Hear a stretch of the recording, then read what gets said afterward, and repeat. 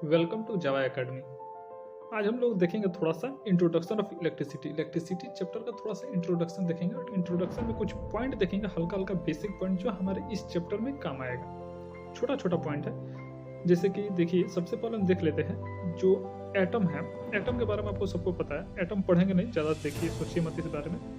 बस देखिए एटम में होता क्या क्या है पता ही होगा आपको। Proton, electron and neutron. Proton और न्यूट्रॉन जो है, प्रोटॉन और न्यूट्रॉन ये जो दो पार्टिकल इस सेंटर में होता है, सेंटर ऑफ एटम, मतलब एकदम सेंटर पे ये होता है, ठीक है। प्रोटॉन में पॉजिटिव चार्ज होता है, ये भी बात आपको पता है, और इलेक्ट्रॉन में निगेटिव चार्ज होता है और इसमें कोई चार्ज नहीं होता है। न्यूट्रॉन में कोई चार्ज नहीं होता है और जो इलेक्ट्रॉन है वो बाहर रहता है। क्लियर? जिसको निगेटिव चार्ज होता है वो बाहर होता है। क्या क्या बात है इसमें? तीन बात है, proton, electron and neutron. Electron जो है निगेटिव चार्ज लेकर बाहर रहता है और प्रोटॉन एंड न्यूट्रॉन जो है वो सेंटर में रहता है। प्रोटॉन में पॉजिटिव चार्ज होता है, इलेक्ट्रॉन एंड न्यूट्रॉन में कोई चार्ज नहीं होता है और इलेक्ट्रॉन जो बचा हमारा बीच वाला पार्ट वो ये बाहर है। क्लियर? जिसमें निगेटिव चार्ज होता है। ये बात आपको पहले से भी पता होगा, ठीक है। अभी हम थोड़ा सा बस इतना ही देखने वाले थे इसमें एटम में, घबराइए मत कि पढ़ेंगे नहीं इसको, ठीक ना। तो आगे देखते हैं, ये तो हो गया। आगे जो पॉइंट है हमारा वो है चार्ज, इसलिए हम आपको पहले एटम का थोड़ा बात बताएं। तो चार्ज के बारे में देखिए, जो इलेक्ट्रॉन था निगेटिव चार्ज था, प्रोटॉन पे पॉजिटिव चार्ज था और न्यूट्रॉन जो था जिसमें कोई चार्ज नहीं था, ठीक है। यही ना बात था। तो इसी को आगे हम कंटिन्यू करते हैं।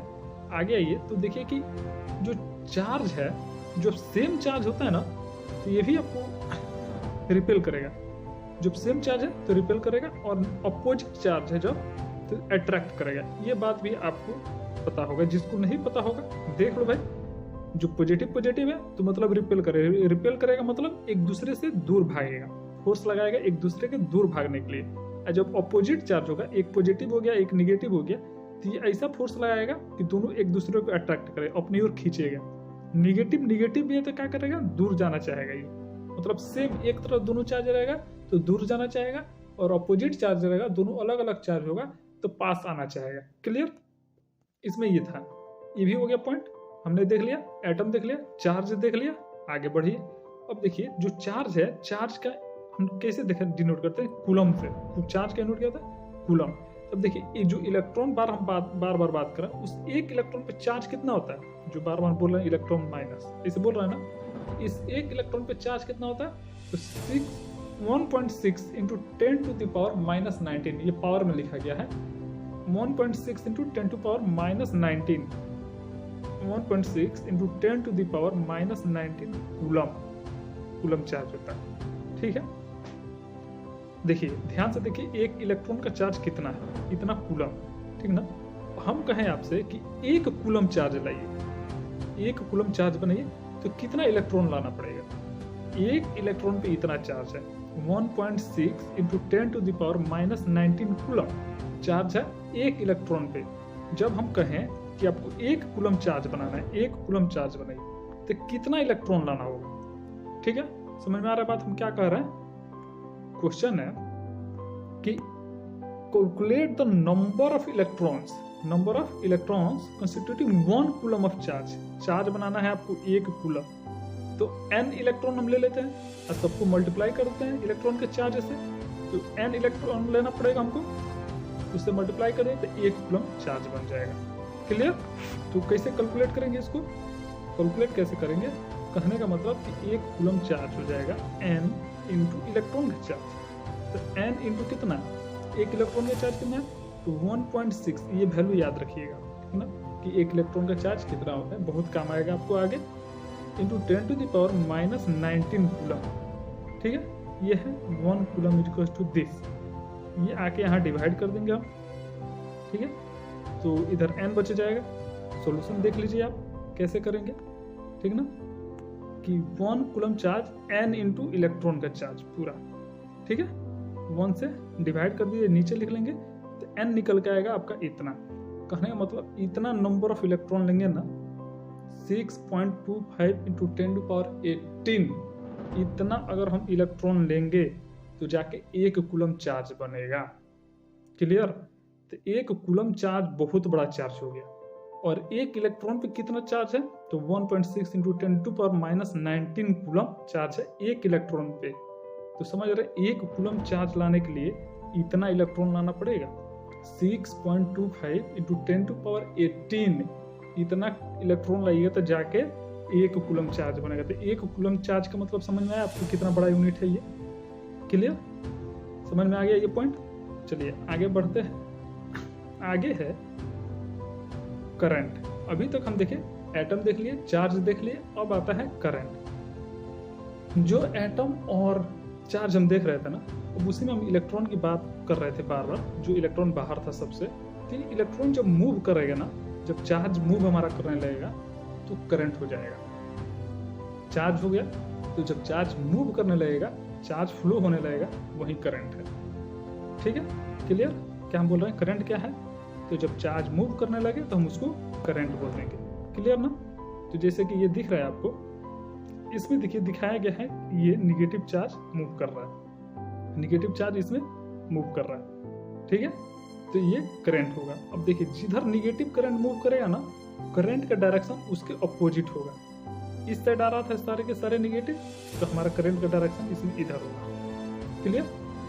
क्यों होगा, कैसे होगा, बाद में देखेंगे, बस इतना ध्यान रखिएगा। निगेटिव चार्ज अगर अपोजिट डायरेक्शन में, उसका अपोजिट करंट हमारा उल्टा जाएगा सीधा, क्योंकि जिधर इलेक्ट्रॉन जाता है उसका अपोजिट डायरेक्शन हमारा करंट का डायरेक्शन होता है। करंट को हम आई से डिनोट कर रहे हैं। ठीक है, ये पॉजिटिव बैटरी हो गया, पॉजिटिव एंड निगेटिव। ये भी बात आपको पता है कि पॉजिटिव की ओर से करंट निकलता है, उसका डायरेक्शन इधर होगा, पॉजिटिव की ओर ऐसे नहीं जाएगा कभी भी। ठीक ना? तो ये चीज़ गलत हो जाएगा, ऐसे नहीं जाना है आपको। जब भी जाएगा तो पॉजिटिव की ओर से करंट निकलेगा, ठीक है, और फिर आके निगेटिव की ओर खत्म होगा। ऐसे ही ये कंप्लीट ऐसे चलेगा। और जब भी दिखाया रहेगा कि इलेक्ट्रॉन इधर मूव कर रहा है, इसमें जैसे दिखाया गया निगेटिव चार्ज इधर मूव कर रहा है, इसके अपोजिट में इस डायरेक्शन में करंट जाएगा, करंट का डायरेक्शन इधर होगा। ठीक ना? क्लियर बात? तो जब चार्ज मूव करने लगे तो करंट हो गया। किसी भी वायर में कहीं भी अब जब चार्ज मूव करता है वहीं करंट होता है। क्लियर ना? इतना ही बात इसमें है। करंट में जब भी कहे तो कह दीजिएगा मूविंग चार्ज प्रोड्यूस करंट, बात खत्म। छोटी छोटी बात है इसमें। आगे देखिए, अब ये बात इंपॉर्टेंट है, इसको ध्यान से देखना है। चलिए ये वायर हो गया, ठीक ना? चलिए इसमें क्या है कि कुछ चार्ज फ्लो कर रहा है, चार्ज क्यू फ्लो कर रहा है, तो हम चार्ज को क्यू से डिनोट कर रहे हैं। ठीक है, तो किसी भी क्रॉस सेक्शन एरिया से ना, किसी पॉइंट से, कहने का मतलब देखिए, नहीं समझ में आ रहा है ऐसे देखिए, ये है, आप यहाँ खड़े हो जाइए। ठीक है, यहाँ खड़े होके देखिए यहाँ से चार्ज कितना फ्लो कर रहा है, इस पॉइंट पे चार्ज कितना फ्लो कर रहा है। आप यहाँ पे हैं, यहाँ से देख रहे हैं, ठीक ना, कि यहाँ से चार्ज क्यू फ्लो किया टी टाइम में। आप देख रहे हैं, एकदम ध्यान से देख रहे हैं इस पॉइंट से, इसमें क्या हो जा रहा है। इसमें देख रहे हैं आपकी चार्ज फ्लो कर रहा है, कितना चार्ज फ्लो किया, क्यू चार्ज फ्लो किया, कितना टाइम लगा था, टी टाइम में। तो करंट हो गया आई, आई को करंट करेंगे Q by T, Q charge flow किया टाइम टी में, तो करंट हो गया आई, क्यू बाई टी हमारा कितना हो गया, करंट। ये हो गया करंट। समझ में आया बात हम क्या बोल रहे हैं? बोल रहे हैं कि एक क्रॉस सेक्शन एरिया, किसी भी ध्यान को देखिए, यहाँ कोई जरूरी नहीं कि बीच में, आप यहाँ देखिए, आपका मन तो आप यहाँ देखिए, कहीं देखिए यहाँ से करंट कितना जा रहा है, चार्ज कितना जा रहा है, चार्ज क्यू जा रहा है। ठीक है, कितना टाइम तक देखे आप, टी टाइम तक देखे तो इसमें कितना चार्ज गया, क्यू चार्ज गया। टी टाइम देखे आप, टी टाइम लगा तो क्यू चार्ज गया, तो क्यू बाई टी डिवाइड कर दीजिए, ये हो गया हमारा करंट आई। ठीक ना? किसी भी क्रॉस सेक्शन एरिया से चार्ज कितना गया, टाइम कितना लग गया, उसको डिवाइड करिएगा तो हमको करंट मिल जाएगा, तो क्यू बाई टी हमारा करंट हो जाएगा। क्लियर ना?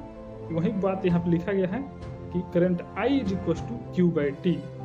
किसी भी जगह से चार्ज गया क्यू टाइम टी में, तो करंट हो गया आई।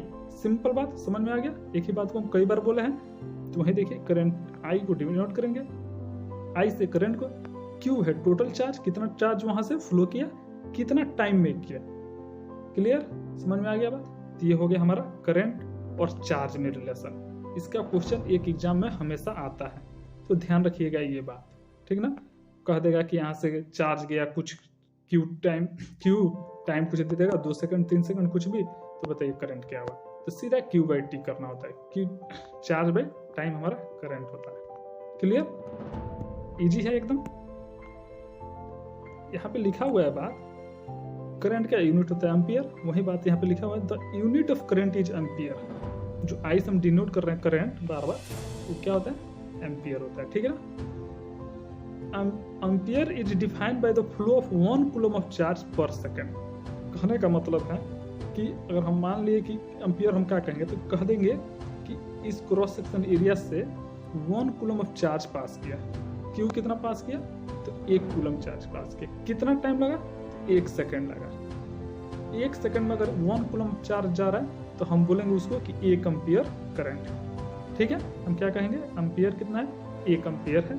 अगर 1 कूलम चार्ज 1 सेकेंड में पास किया, तो कैसे हम कर रहे हैं, ये बात कैसे कर रहे हैं, क्योंकि ये लिखा गया है यहाँ पे current I equals to Q by T. तो Q को हम कर दें 1 कूलम, नीचे टाइम भी ले ले 1 सेकेंड, तो कितना आएगा, 1 एम्पियर ना आएगा, 1 एम्पियर, क्योंकि करंट हम एम्पियर में नापेंगे, 1 एम्पियर। तो 1 एम्पियर क्या होता है, 1 एम्पियर क्या होता है, 1 कूलम चार्ज 1 सेकंड में अगर पास कर रहा है कहीं से, तो हम कहेंगे कि 1 एम्पियर करंट। क्लियर, समझ में आया बात, बस खत्म।